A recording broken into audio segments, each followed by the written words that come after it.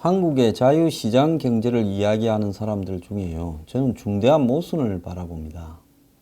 그들이요, 정부가 간섭하지 않고 기업들이 자유롭게 시장 경제를 이렇게 할 수 있을 때 자유시장 경제가 가장 경제의 효율성을 갖다 준다고 아담 스미스의 보이지 않는 손을 적은 아름대로 해석을 해서 국민들에게 세뇌를 시키고 있습니다.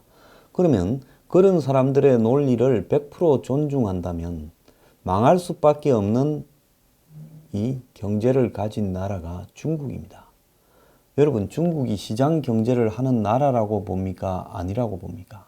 정부에, 그리고 공안에, 공산당에, 군부에, 그리고 부패에 힘이 이 금융부터 유통, 인허가, 세금, 그리고 커넥션까지 관여하고 있다고 보십니까? 안 하고 있다고 보십니까?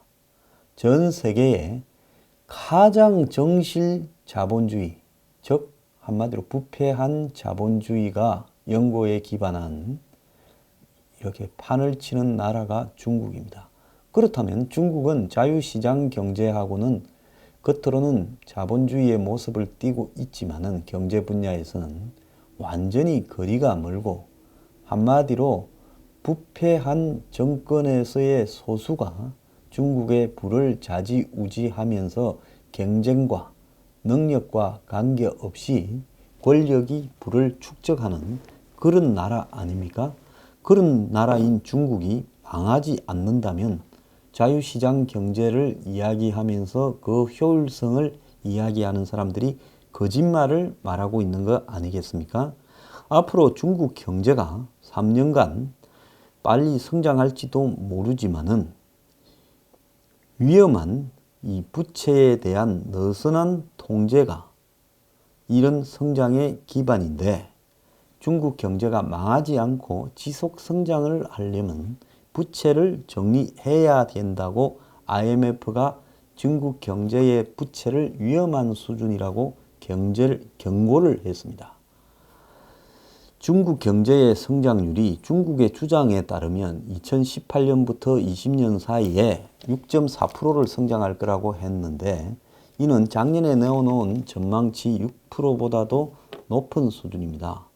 그러면 중국 정부가 이야기하는 앞으로 모든 국민이 풍족한 생활을 누릴 수 있다라는 샤오캉이라는 목표를 달성할 가능성이 있겠지요. 근데 이건 외형상의 모습입니다.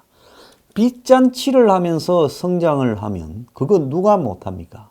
저보고도 한국 경제를 맡아라고 하면서 무제한에 숨겨진 빚을 네 마음대로 내어서 성장시켜 보라 하면 6개월 만에 한국 경제를 한 6%로 성장시킬 자신도 있습니다. 그런데 IMF와 파이낸셜 타임즈는 중국 경제를 빚에 중독된 성장이라고 이야기를 하면서 중국이 성장보다 더 빠른 속도로 부채를 증가시키고 있다고 이야기를 하고, 중국의 부채는 현재 위험 수위에 가 있다. 중국의 가계 기업 정부의 부채가 2008년에 6,700조였는데 지금 얼마인 줄 아십니까? 이 방송 들으시는 분 중에 조 다음에 단위가 뭔 줄 아십니까? 경입니다. 중국의 부채가요, 10년 만에, 10년도 아닙니다. 2008년부터 2016년까지니까 9년 만에 3경 1,500조로 5배가 증가했습니다. 이게요, 돈 찍어서 성장한 것이지 정상적인 성장이라고 볼 수 있습니까? IMF는 GDP의 2016년 235%이던 중국의 가계기업 정부의 부채가 2022년에 290%를 초과할 거다, 이렇게 보고 있고요. 국제결제은행은 중국의 지난해 부채를 258%로 보고 있고, 국제금융협회는 304%로 보고 있습니다.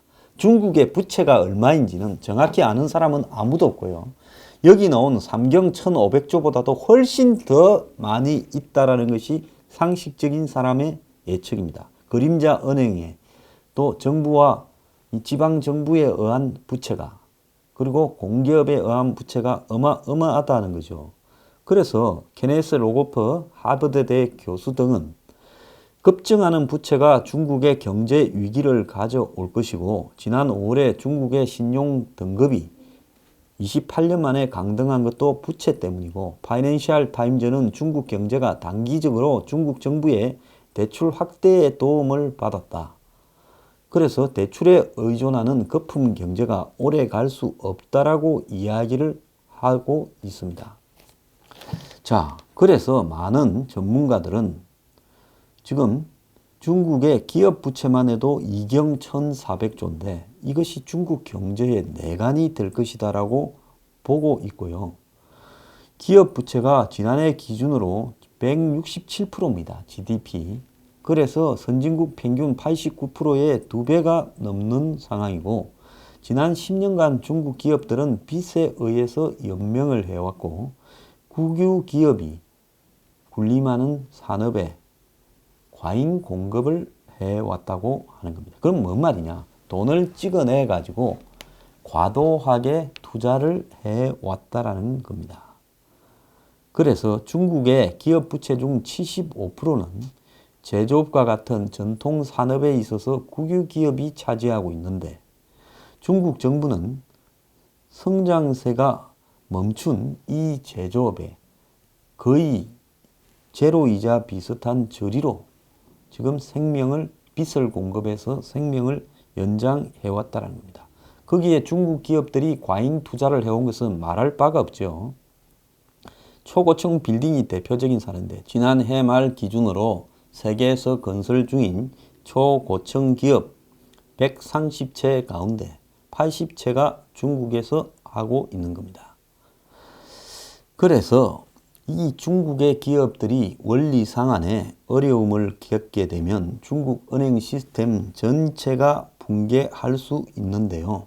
결국 중국 정부가 돈을 찍어내어서 이 부채를 안아야 될 거고 이런 것을 막으려면 중국 정부가 성장에 대한 집착을 버리고 국유 기업을 개혁해야 되는데 시진핑은 이런 것을 할 가능성이 거의 없습니다. 좀비 기업을 연명시키는 중국 정부가요. 1년 사이에 132조를 쏟아부었다고 합니다. 그러다 보니까 EU가요. EU 내부의 기업들에 대해서 중국 차이나마니가 핵심 기술을 가지고 안보와 관련되어 있는 기업들에 대해서 중국이 기업 사냥을 나서는 데 대해서 앞으로 외국인 투자자가 M&A 할 때는 심사를 강화하기로 했다. 그래서 이미 EU에 47조를 투자한 중국이 지금 반발하고 있습니다. 결국 뭐냐? EU는 중국 사람들 와서 기업 안 사도 되니까 너네들 기업 사가면 기술 빼가고 정보 빼간다. 너네들은 지금 내부에 엉망진창인데 너네들이 정상적인 금융 거래를 하는 데가 아니다라고 말하고 있는 겁니다. 오늘 아침에 이 신문에 보면 이 뒷모습입니다. 천안문 광장이 뿌였죠. 베이징의 서목으로 중국 국민들이 3.1년, 3년이 넘는 수명이 단축되고 있다는 겁니다. 이 중국 내부의 연구 결과가 나온 것이죠. 그래서 석탄으로 겨울 난방을 하는 이 화이허강 이북 지역 사람들의 기대 수명이 상대적으로 따뜻해서 난방을 잘 하지 않는 남쪽 사람에 비해서 3.1년이 짧다는 겁니다. 심폐질환을 다 앓게 된다는 거죠. 그래서 이 중국에 지금 감당할 수 없는 써먹어 베이징 공항에 내린 사람들은 내릴 때부터 코를 찌르는 그 중국의 공기의 맛을 보게 될 겁니다. 그래서 엊그제 우리 지금 한국에 한번 보십시오. 지금 이 청명한 가을에 정부 조사로는 중국에서 오는 게 40% 미만이라고 하지만은 계속 공기가 좋다가 중국에서요. 북서풍 한번 부니까 가을이라고 한국에 지금 한 3일간 지난 주말에 미세먼지가 뒤덮었지 않습니까? 봄에 그러더니만 또 그럽니다. 그래서 이 중국의 미세먼지 때문에 중국 사람들의 수명이요. 계속 짧아지고 있는 겁니다. 그런 지역에 사는 사람들은요. 자, 이러다 보니까 홍콩 사람들이 점점 중국 사람들이 밀려와서 홍콩을 중국화 시키니까 중국화되는 홍콩이 싫어서 짐을 싸고 서방으로 이민을 크게 지금 많이 가고 있다는 겁니다. 작년만 해도 7,600명이 벌써 보따리를 쌌다는 겁니다. 이 사람들이요, 홍콩을 다시 반환받을 때 영국이 우려를 하니까 1국가 2체제를 유지시켜 주겠다라고 철떡같이 약속을 하고도 중국은 홍콩을 마치 자기 식민지처럼 통제를 강화하고 민주주의를 압박하고 경제를 괴롭히니까 이게 싫어서 고향 홍콩을 떠나는 본토 홍콩 사람들이 수없이 늘어나고 있다는 겁니다. 홍콩 주재 캐나다 영사관에 따르면요, 캐나다 영주권을 얻은 홍콩인이 작년에 1210명이 있는데 우산 혁명이 일어난 홍콩 민주화 시위 때인 2014년에 585명이던 사람이 지금 이렇게 매년 늘어난 겁니다. 그래서 이렇게 홍콩을 떠나는 사람들이 7,600명인데 작년에 미국으로 2,800명이 떠났고 호주로 2,100명, 캐나다에 2,200명, 그리고 대만으로 1,086명이 떠났다고 합니다. 과거에 홍콩이 중국으로 반환되기 직전인 1997년 직전에 중국이 홍콩을 지배하는 데 대해서 우려한 홍콩 사람들이 좀 살만한 사람들은 다 떠났습니다. 그래서 영화 천미밀이라 이런 데도 그런 내용이 다 나오지 않습니까? 왜 그런가 하면 천안문 사태가 89년에 일어났는데 이때 이 홍콩 사람들이 42,000명이 이민을 떠났습니다. 그리고 97년을 전후해서 또 수없이 떠났습니다. 그 뒤로 홍콩의 불안이 조금 안정되고 중국이 다독거리는 척 하니까 이민이 확 줄었다가 최근에 또 늘어나는데요. 그 이유는 중국 정부의 통제 강압, 살인적인 집값 등이 이유로 꼽히고 있습니다. 캐나다로 이민 온 중국 사람 한 명은 높은 노동 강도와 이 학비 부담 이런 것이 너무 심해지고 우산 혁명 이후에 중국의 태도를 보고 떠나야 되겠다 생각했다는 겁니다. 홍콩의 한 이민 대행사 관계자는 홍콩 청년들이 사회가 불안정하다고 느끼면서 미국이나 캐나다, 호주로 이민을 떠난다는 겁니다. 그러니까 이 사람들은 어릴 때부터 홍콩에 태어나서 홍콩의 과거에 좋았던 시절에 대한 기억이 있는 사람들이 이제 중국의 통제 하에서는 도저히 살 수 없다라는 겁니다. 지금 홍콩에 떠나지 못하고 사는 사람들도 고민이 이만저만이 아닌데 이 홍콩인의 42%가 기회만 되면 떠나겠다고 이야기를 하고 있다는 겁니다. 그리고 70%가 옛날보다 홍콩의 삶의 조건이 너무 나빠졌다라고 이야기를 하고 있고요.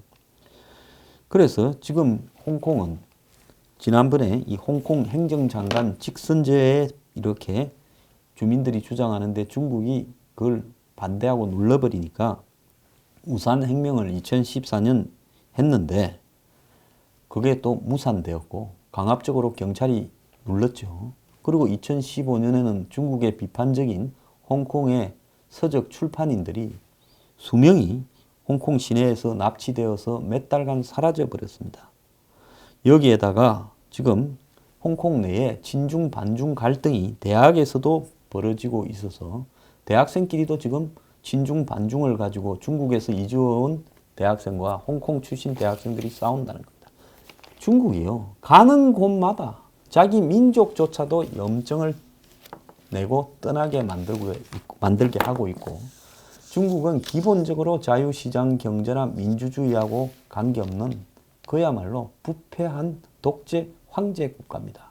이런 중국이요, 성공하고 세계 1위 국가가 된다고요?